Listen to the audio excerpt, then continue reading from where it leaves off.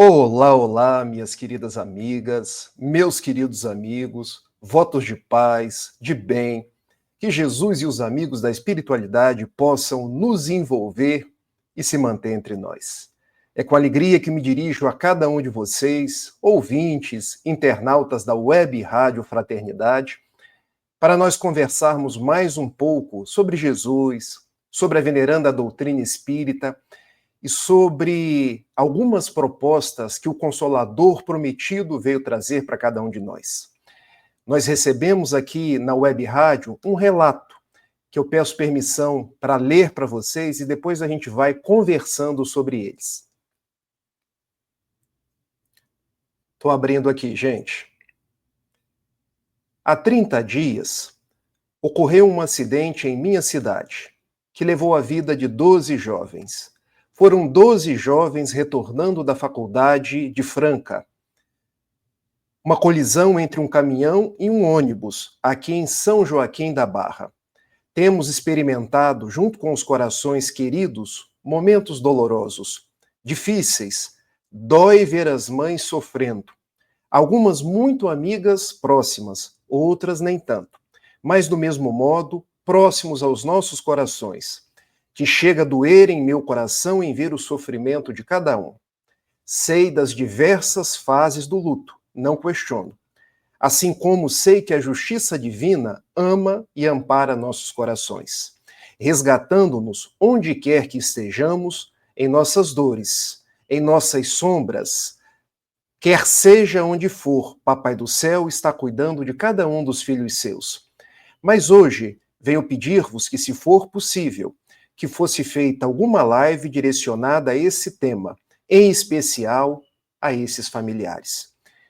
E nós nos encontramos aqui agora com o tema perda de pessoas amadas. Num primeiro momento, querendo dar um abraço nessa pessoa que nos mandou essa mensagem, querendo externar nossa solidariedade em todas as mães, em todos os familiares, dizendo que nós estamos juntos, que a dor é um processo de cada um de nós, que ao ver um familiar, ao ver um amigo, ao ver alguém que parte em retorno ao lar espiritual, nós sentimos essa dor. Não é porque a gente é espírita ou conhece a doutrina espírita ou está amparado pelo Evangelho de Jesus que a gente não sente dor. Nós precisamos ter isso bem presente em nós. Nós sentimos dor, nós sentimos saudade, e num primeiro momento eu quero abraçar cada um de vocês e dizer que nós vamos trazer algumas considerações para que a gente possa aprender a lidar com o luto. O que a doutrina espírita nos traz para que a gente possa vivenciar esses dias difíceis, porque são difíceis, de uma forma mais serena, mais tranquila? Um dos pressupostos da doutrina espírita é a imortalidade, porque nós somos espíritos imortais, nenhum de nós morre. E se eu coloquei o título da nossa live Perda de Pessoas Amadas, em verdade, nós não perdemos ninguém.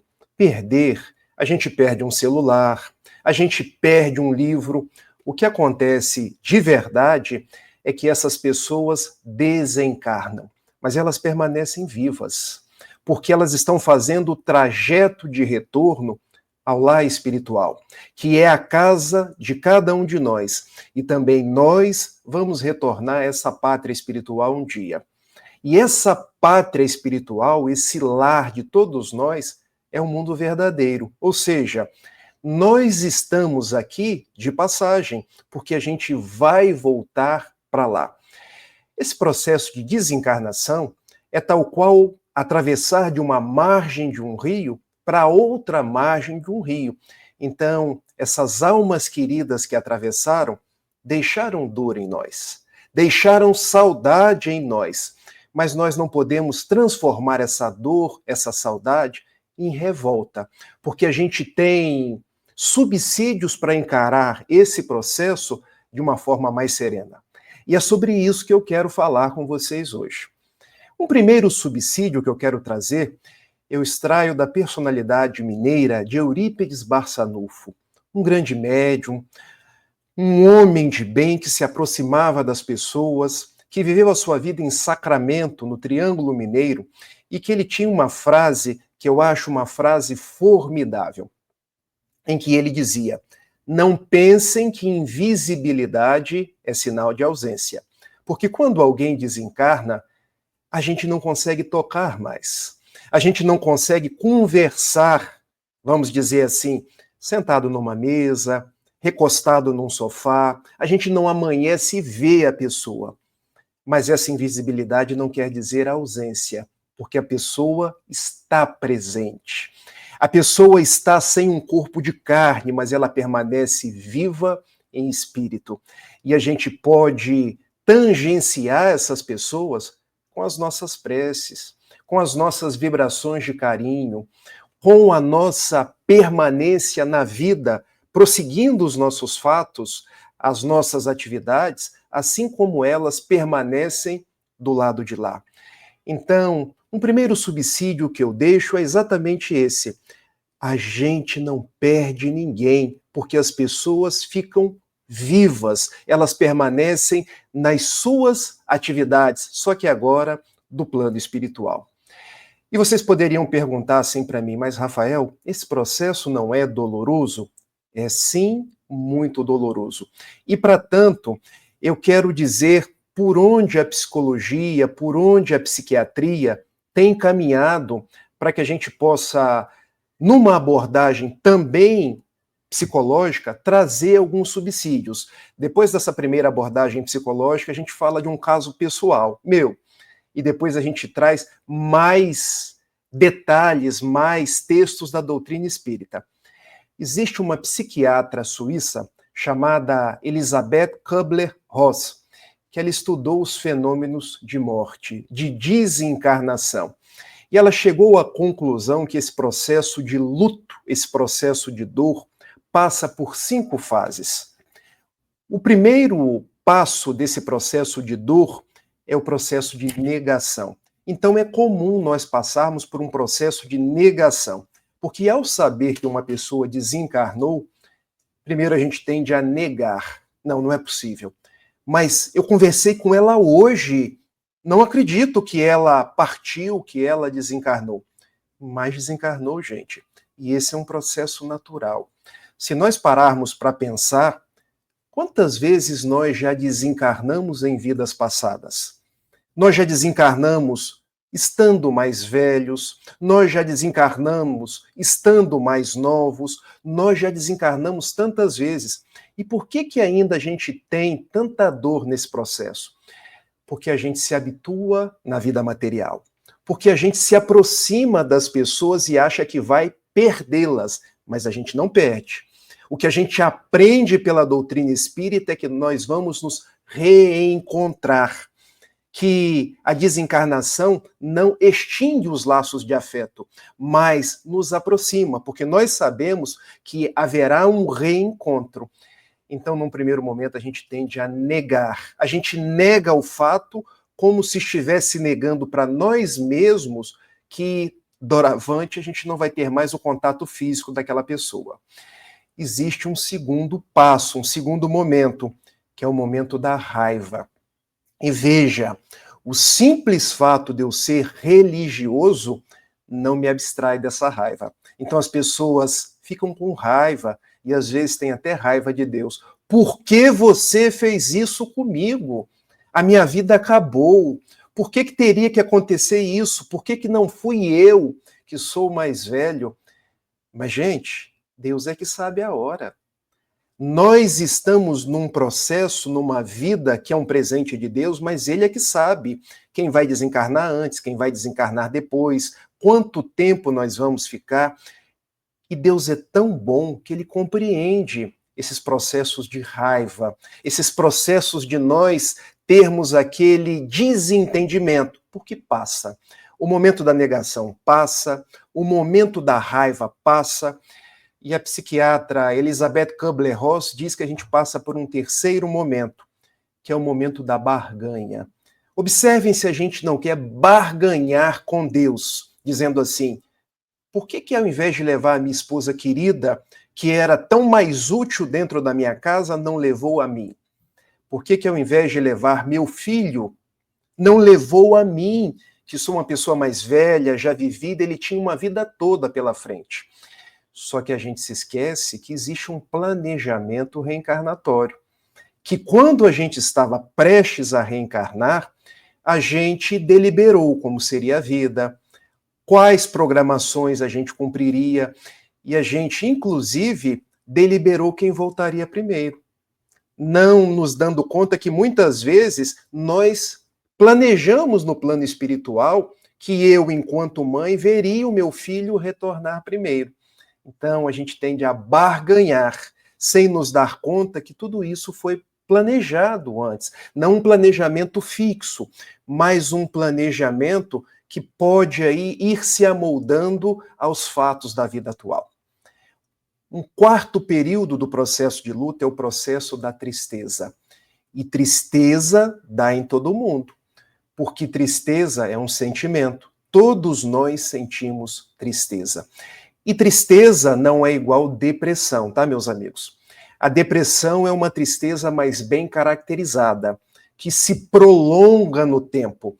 Para eu saber se eu estou depressivo ou não, eu preciso enxergar se essa tristeza ela passa de 3, 4 semanas, se ela está me tirando a vontade de fazer as coisas, se ela está me tirando o prazer das atividades do cotidiano, aí eu poderia pensar numa depressão. Agora, quando alguém desencarna, sentir tristeza por alguns dias, por algumas semanas, sentir saudade é um processo normal. Até que a gente consiga diluir tudo isso e chegar no quinto estágio do luto, que é o processo de aceitação. Porque a gente aceita a desencarnação, sabendo que eu prossigo daqui, o meu ente querido prossegue de lá e nós vamos nos reencontrar. Nós vamos, quem sabe, em vidas futuras, reencarnar juntos, porque o amor de Deus não nos separa. O amor de Deus, que é nosso Pai, permite que nós prossigamos juntos. Daí vocês entenderam? Para que a gente possa chegar na fase de aceitação, que eu chamaria de superação, a gente passa pela negação, pela raiva, pela barganha, pela troca e até pela fase da tristeza. Sentir tudo isso é normal.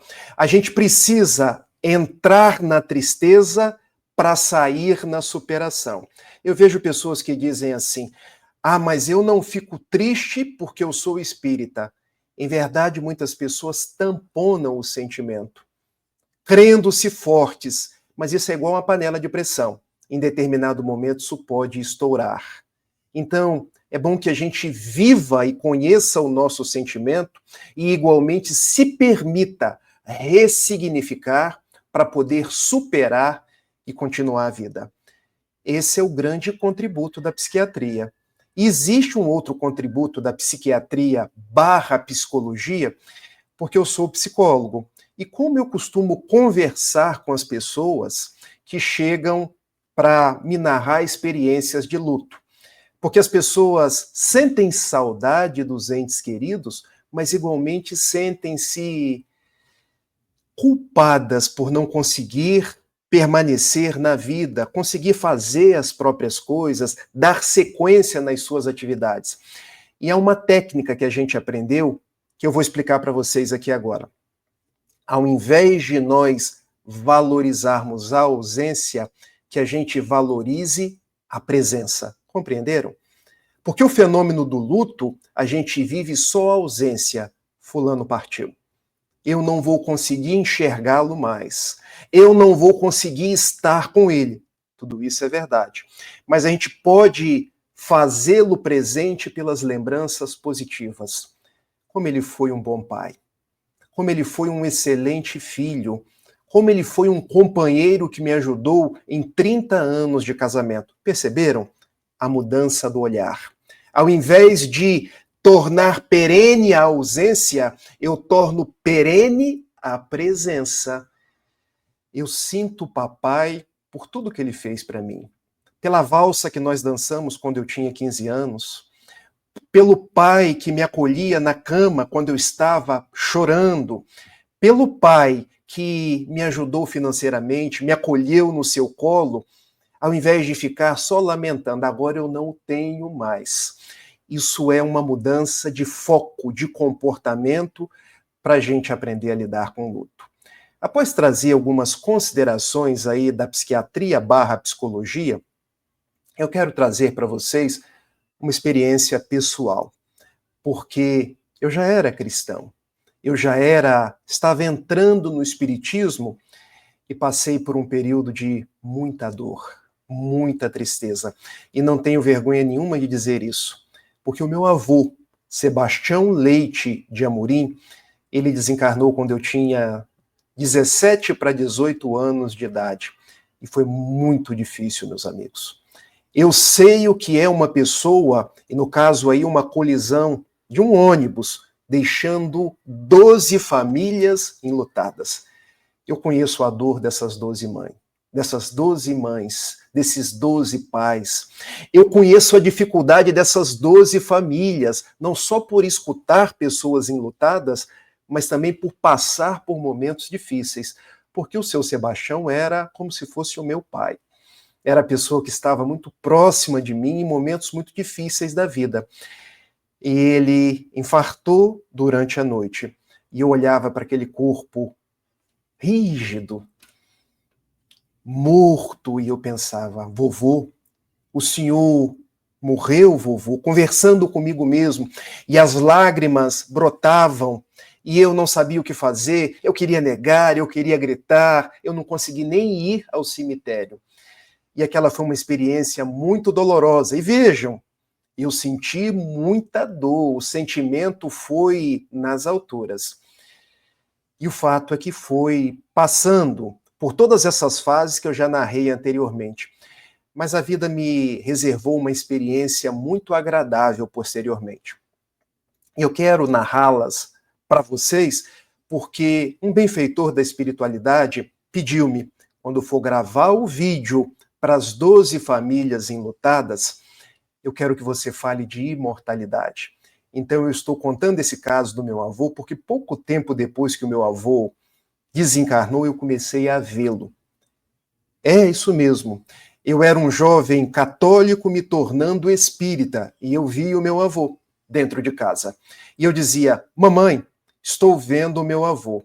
Você não está vendo ninguém, meu filho. Você amava muito o seu avô e agora você está imaginando coisas. Você está pensando que ele está perto de você. Mas eu não estava imaginando coisas. Minha mãe, muito católica, muito devota da igreja romana, ela me levava no padre e eu narrava essas experiências para o padre e o padre me dizia, meu filho, você não está vendo seu avô. O que você está vendo é uma manifestação do Espírito Santo ou pode ser até uma manifestação diabólica, mas o seu avô você não está vendo. Porque a gente não vê as pessoas que partiram, mas eu estava vendo meu avô. Foi assim que eu comecei a me aproximar da doutrina espírita. Levaram-me no psiquiatra. E o psiquiatra disse, Rafael, isso tudo que você me relata, vozes, pessoas que se aproximam, estados alterados de consciência, tem a ver com uma possível esquizofrenia. Eu tive o diagnóstico de esquizofrenia, tomei remédios e tudo, mas em verdade o que veio a me dar certeza de que eu não era esquizofrênico e de que eu realmente estava vendo meu avô, vocês se lembram que eu falei que estava saindo do catolicismo e indo para o espiritismo? Foi quando eu entrei no grupo da Fraternidade Espírita Humberto de Campos, em Itapiruna. Muito triste, muito depressivo. Eu realmente estava depressivo, porque fiquei meses triste com a desencarnação do meu avô, fiquei meses com ideias repetidas na minha cabeça e, de fato, registrando não só o meu avô, mas outras entidades espirituais.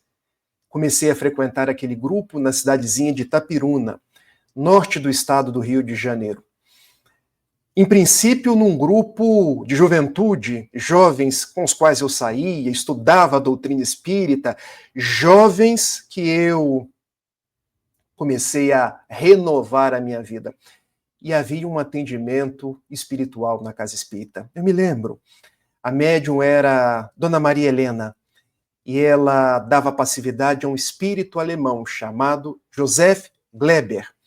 E eu resolvi fazer uma ficha para ir naquele atendimento espiritual. E eu fui.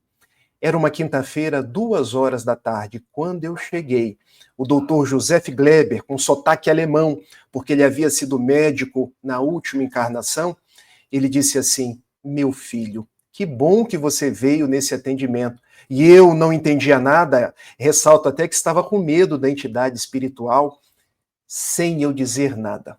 Sem eu escrever na ficha, ele disse: você estava vendo o seu avô. E disse o nome dele inteiro: Sebastião Leite Amorim.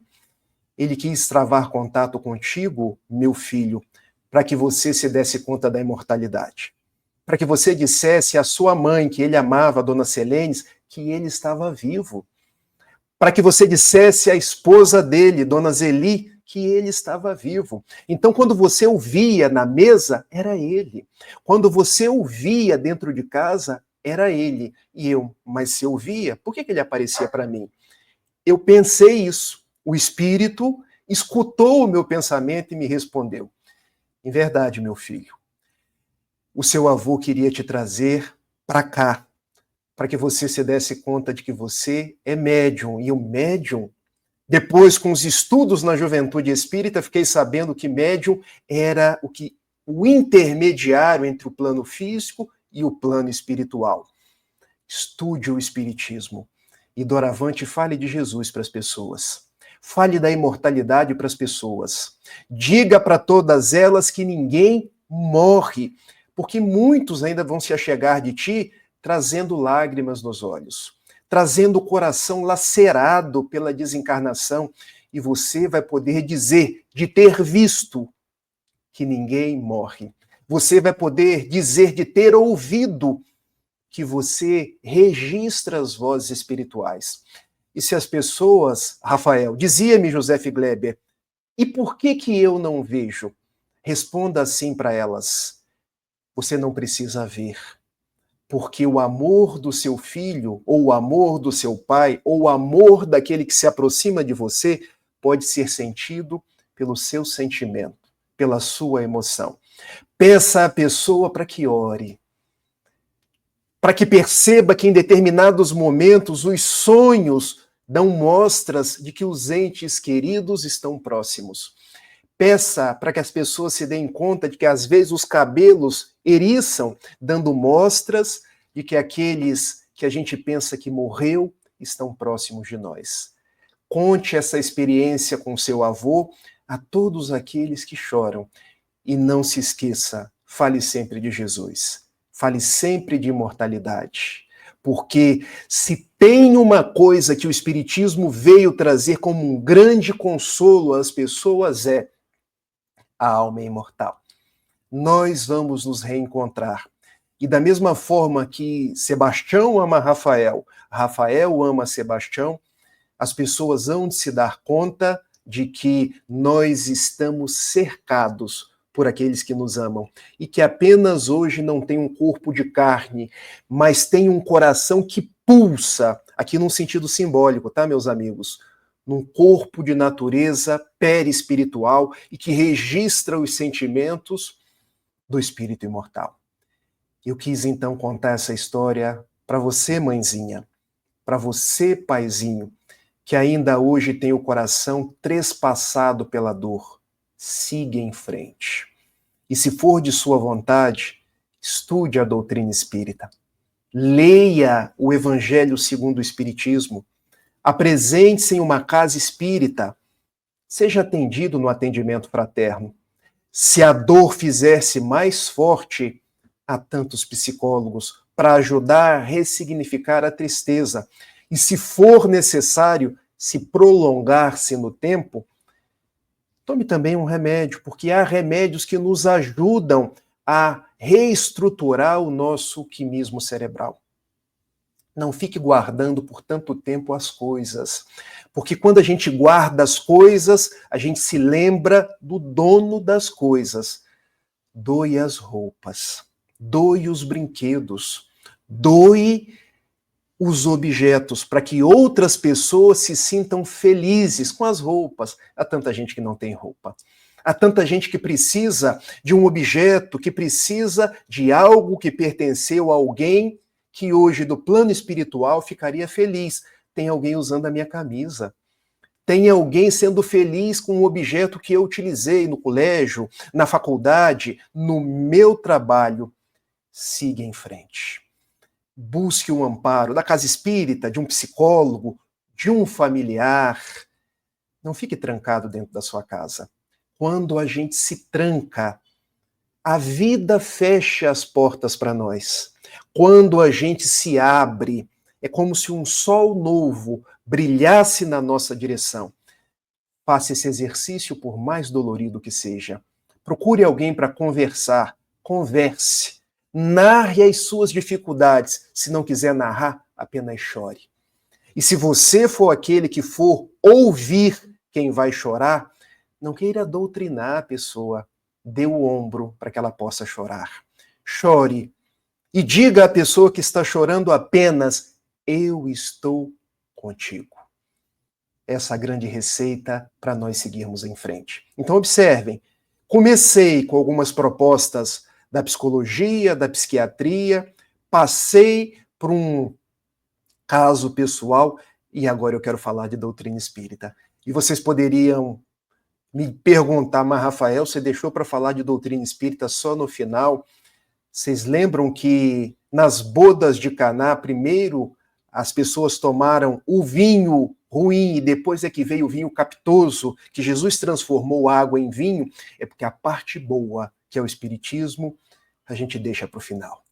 A gente fala do espiritismo, que é Jesus voltando para cada um de nós. Há um capítulo do Evangelho segundo o Espiritismo, e eu faço questão de mostrar que é o capítulo 5º, o maior dos capítulos do Evangelho segundo o Espiritismo. E há uma página que eu vou deixar como sugestão para vocês lerem: perda de pessoas amadas, mortes prematuras. Não será exatamente o que aconteceu aí no interior, quando um ônibus se choca e desencarnam? Observem que eu já troquei a palavra. Ao invés de morrem, eu disse desencarnam, porque talvez esse seja o termo mais apropriado. 12 pessoas enlutando 12 famílias. Há uma dissertação de 1863 que foi dada na Sociedade Parisiense de Estudos Espíritas pelo espírito Sanson. Fica como sugestão para vocês lerem. Eu quero ler um trecho, e depois nós vamos comentar esse trecho. Olha o que Sanson disse. Se eu somente lesse o que esse espírito disse, eu poderia ficar só nela. Mães, sabei que vossos filhos bem-amados estão perto de vós. Sim, estão muito perto de vós. Seus corpos fluídicos vos envolvem. Seus pensamentos vos protegem. A lembrança que deles guardais os transporta de alegria, mas também as vossas dores desarrazoadas os afligem, porque denotam falta de fé e exprimem uma revolta contra a vontade de Deus. Vocês percebem o que o espírito Sanson está dizendo para a gente?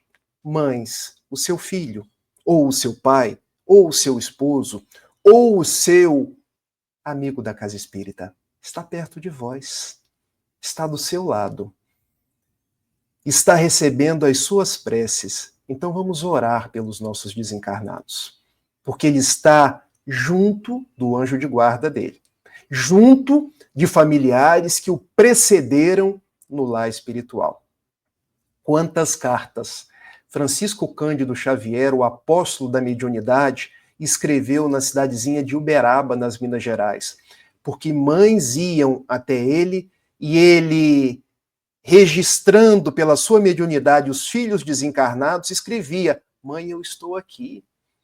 Pare de chorar, mãezinha, trabalhe no bem, valorize os seus dias, valorize cada uma das suas oportunidades e tanto quanto te seja possível, volte a sorrir, porque o seu trabalho no bem me auxilia. Agora, mãezinha, a sua dor também me aflige, porque quando você se inquieta daí, eu acabo me inquietando daqui.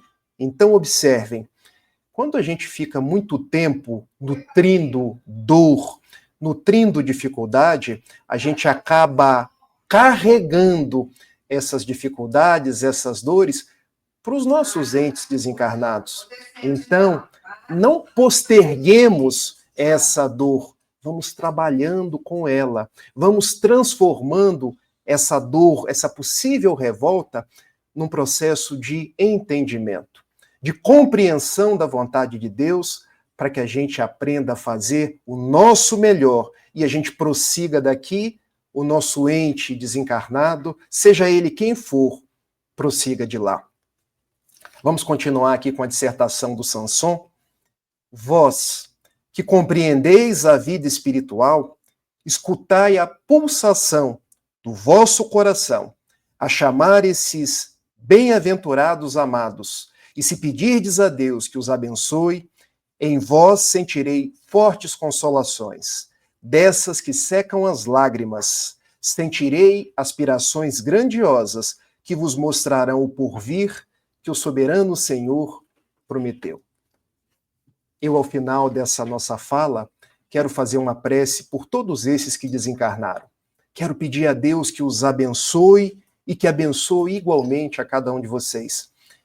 E quero instar cada uma das famílias que continuem orando. Orem todos os dias, façam culto do Evangelho no lar. Se não estiverem conseguindo orar, no final do Evangelho segundo o Espiritismo, as preces espíritas, no capítulo 28, quando a gente pode ler a oração. Vamos fazer assim?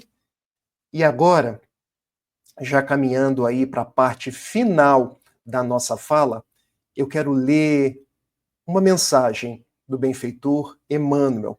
E olha o sentimento, a profundidade do benfeitor Emmanuel.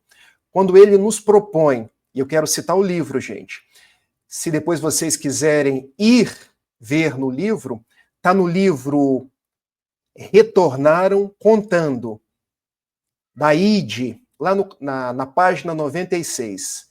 E a página se intitula Eles Vivem. Olha como Emmanuel tem uma sensibilidade para falar para cada um de nós. Eles vivem. Então, familiares, os seus entes queridos, amados, vivem. Ante os que partiram, precedendo-te na grande mudança, não permitas que o desespero te ensombre o coração. Vamos fazer um jogo de palavras aqui agora? Dor a gente sente? Sente. Saudade a gente sente? Sente. Desespero? Desespero a gente trabalha, porque a gente sabe que eles estão vivos e que a misericórdia de Deus nos permite o entendimento. Por isso o Espiritismo é o consolador prometido. Então, dor, saudade, sim. Desespero, revolta, a gente aprende a trabalhar. Eles não morreram. Eles estão vivos. Compartilham-te as aflições, quando te lastimas sem consolo. Inquietam-se com a sua rendição aos desafios da angústia, quando te afastas da confiança em Deus. Olha o que nos propõe o benfeitor Emmanuel. Se eu me alegro, o meu desencarnado querido se alegra. Agora, quando eu me aflijo, ele se aflige também. Porque nós, enquanto espíritos encarnados, eles desencarnados, nós estamos magneticamente ligados, intercambiando uns com os outros. Então, se eu me revolto, se eu permaneço nas lamentações, magneticamente eu estou influenciando-os do lado de lá. Mas se eu começo a compreender, começo a ter confiança em Deus, esse processo fica mais sereno, mais saudável, permitindo que nós ambos, do lado de cá e eles do lado de lá, possam seguir em frente. Eles sabem igualmente o quanto dói a separação. Vocês acham que eles também não estão tristes? Estão. Mas estão amparados do lado de lá da mesma forma que nós estamos amparados do lado de cá. Conhecem o pranto da despedida e te recordam as mãos trementes no adeus, conservando na acústica do espírito as palavras que pronunciaste, quando não mais conseguiram responder às interpelações que articulastes no auge da amargura. Não admitas estejam eles indiferentes ao teu caminho ou à tua dor. Meus amigos, eles estão frequentemente ao nosso lado. Prossegue o benfeitor Emmanuel. Eles percebem quanto te custa a readaptação ao mundo e à existência terrestre sem eles, e quase sempre se transformam em sirineus de ternura incessante. Olha a beleza dessa frase de Emmanuel. Vocês se lembram de Simão Cirineu? Quem foi Simão Cirineu? Cirene é uma cidade no norte da África. Simão de Cirene, ou Simão Cirineu, foi aquele que ajudou Jesus, que ele não conhecia, a carregar sua cruz. Então, os nossos desencarnados se transformam em sirineus da nossa dor. Eles nos ajudam do lado de cá. Possamos nós, igualmente, ajudá-los do lado de lá, formando esse grande coração que nos permite estar ligados a ele e nos ajudar mutuamente. Quando não mais conseguiram responder às interpelações que articulastes no auge da amargura, amparando-te o trabalho de renovação ou enxugando-te as lágrimas quando tateais a lousa ou lhe enfeitais a memória, perguntando por quê.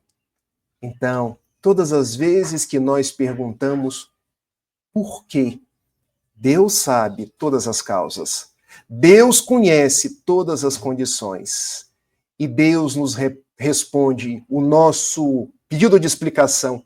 Por quê? Com seu coração de amor. Porque foi o melhor que poderia acontecer. Pode ser dura a resposta para nós, mas Deus sabe de todas as coisas. Sabe a hora de nós virmos, sabe a hora de nós retornarmos, sabe a condição de vida, a condição de crescimento, a condição de evolução de cada um de nós. Então, ao invés de perguntarmos a Deus por quê, a gente possa fazer igual Francisco de Assis, que seja feita a sua vontade, não a minha. Eu te peço tantas coisas, meu Pai, mas que seja feita a sua vontade. Me ajuda muito mais a compreender do que ser compreendido. Me ajuda muito mais a amar do que ser amado, porque é dando que se recebe. E nesse momento de tanta dor, de tanta dificuldade, em que o meu ente retorna ao lar espiritual, esteja comigo e esteja com ele. Prossegue o benfeitor Emmanuel. Pensa neles, com a saudade convertida em oração. As tuas preces de amor representam acordes de esperança e devotamento, despertando-os para visões mais altas na vida. Quando puderes, realiza por ele as tarefas em que estimaram prosseguir e tê-los-á contigo por infatigáveis zeladores de teus dias. Compreenderam essa proposta do benfeitor Emmanuel? Vamos tentar ser mais claro. Se o meu filho gostava de ajudar pessoas no meio da rua, por exemplo, ele desencarnou, que eu faça a tarefa que ele fazia, porque quando eu fizer, eu sentirei ele próximo de mim fazendo aquela tarefa. Se o meu filho gostava, por exemplo, de alguma atividade desportiva, que eu compareça nos lugares onde ele estava, que eu esteja com os amigos que ele gostava de curtir, que eu vá em determinadas situações que ele sempre se encontrava, e ele estará junto comigo. Ouça as músicas, recorde os livros, retome atividades que ele gostava de fazer, e nós sentiremos a presença desses desencarnados junto com nós. Vamos para a parte final aqui das considerações do benfeitor Emmanuel. Quando te disponhas a buscar os entes queridos domiciliados no mais além, não te detenhas na terra que lhes resguarda as últimas relíquias da experiência no plano material. Contempla os céus em que mundos inumeráveis nos falam da união sem a Deus, e ouvirás a voz deles no próprio coração, a dizer-te que não caminharam na direção da noite, mas sim ao encontro de novo despertar. Isso é bonito demais, gente. Quando a gente pensar no nosso desencarnado querido, não o procuremos na terra, mas o procuremos nos céus. O procuremos nas pátrias espirituais, porque eles não marcharam para a noite. Noite aqui na poesia de Emmanuel seria o sinal do aniquilamento, mas eles caminharam para a glória da vida eterna, caminharam para um novo despertar. Essa mensagem do benfeitor Emmanuel. E eu quero agora narrar, para a gente terminar a nossa fala, para uma história da sabedoria oriental, quando um guerreiro, ele foi para uma guerra e disse para sua esposa, eles tinham um filho bem pequenino, meu bem, eu preciso ir para a guerra. Faz parte das tradições do nosso país, eu sou seu marido, eu sou um guerreiro, eu preciso defender a nossa pátria. Mas nós temos um tesouro dentro de casa, o nosso filho. Você sabe que eu o amo com todas as veras do meu coração. Você sabe que eu dou a minha vida por ele e dou a minha vida por você igualmente. Cuide do nosso tesouro. Quando eu voltar, eu de verdade nem queria ir para a guerra mais, mas quando eu voltar, eu quero que a nossa família seja feliz, que nós possamos dar sequência à nossa vida, alegre como tem sido. E a esposa deu-lhe um abraço, deu-lhe um beijo e respondeu, eu estarei te esperando, e o nosso menino estará esperando também. Aquele marido foi para a guerra e a esposa não sabia. Como as esposas não costumam saber se os seus maridos retornariam da guerra. O fato é que anos depois ele retornou. E quando chega em casa, ele vê a sua esposa, ele corre na direção dela, dá-lhe um abraço, dá-lhe um beijo, e agora ele queria ver o filho. Meu bem, agora eu quero ir ao encontro do nosso tesouro. E a esposa, antes eu quero te fazer algumas perguntas. Meu bem, quem é o nosso maior tesouro? Bom, o nosso tesouro é o nosso filho. Meu bem, eu te perguntei qual é o nosso maior tesouro. Você sabe que o nosso maior tesouro é Deus, porque foi Deus que te fez, foi Deus que me fez e foi Deus que fez o nosso filho. Pois muito bem. E agora eu quero te fazer uma outra pergunta. Quem propiciou que o nosso filho nasceste? Foi Deus. Foi Deus que sabe a hora dele nascer. E agora a terceira pergunta, meu marido. E quem sabe a hora do nosso filho retornar? É também Deus, respondeu aquele homem. Pois muito bem, você me respondeste que Deus é o maior tesouro e que ele sabe da hora do nosso filho vir, da hora do nosso filho retornar. Então Deus, meu bem, enquanto você estava na guerra, quis o tesouro dele, o nosso filho, de volta. Mas como nós amamos o tesouro maior, que é Deus, eu agora te abraço, porque nós podemos seguir juntos na certeza de encontrar o nosso filho junto aos braços de Deus. É isso que eu desejo para cada um de vocês. Não se inquietem, não chorem mais. Permitam-se sentir tristes, porque é normal, mas prossigam as vossas vidas, porque nós somos imortais. Deus nos ama tanto, que está guardando os nossos filhos queridos, como nessa fábula oriental. E eu quero agora fazer uma prece por cada um deles, por cada uma das famílias, dizendo, ó Deus, nosso Pai de amor, de bondade e de justiça, olhe por nós, olhe por todos aqueles que sofrem, olhe por aqueles que voltaram para o plano espiritual, mas estão vivos. Olhe por essas famílias enlutadas, por essas mães que viram seus filhos desencarnar, por esses pais que choram a perda dos seus filhinhos, por esses amigos, por essas escolas. Ó Deus, esteja conosco. Dai-nos força, dai-nos coragem para prosseguir em frente. Ó Maria, tu que vistes o teu filho na cruz, tu que sentiste a dor da mãe naquele momento inclemente, ajuda-nos a cada um de nós. Ajuda a todos estes que passam dias difíceis e nós te pedimos igualmente, mãezinha, que olhe por essas almas que retornaram ao plano espiritual. Nós não declinamos o nome, mas nós endereçamos a nossa prece a cada um deles. Fica com eles. Fica também com cada um de nós. E, ó Jesus, tu que és o nosso mestre, tu que sabes a necessidade de cada um de nós, a hora de vir, a hora de retornar, nós queremos terminar a nossa prece te agradecendo. Agradecendo porque muitas coisas acontecem, nós não sabemos o porquê.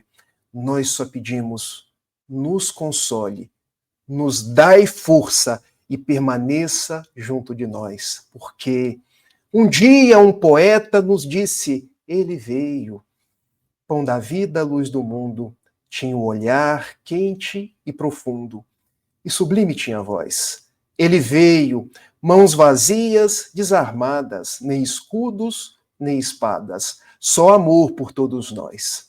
Toda noite sem estrelas, ele ilumina, e as nuvens mais escuras, ele faz. Ele veio e agitou a nossa alma, e tirou a nossa calma, mas nos trouxe a paz. Nos trouxe o consolo, nos trouxe nos braços, nos dias em que a desencarnação de uma pessoa querida nos constrange. Nós nos entregamos em suas mãos, Senhor Jesus. Nós entregamos os nossos entes queridos em suas mãos e pedimos, nos envolva em vibrações de paz, hoje, agora e sempre. Queridos amigos da Web Rádio Fraternidade, um beijo grande e até uma próxima. Tchau, tchau.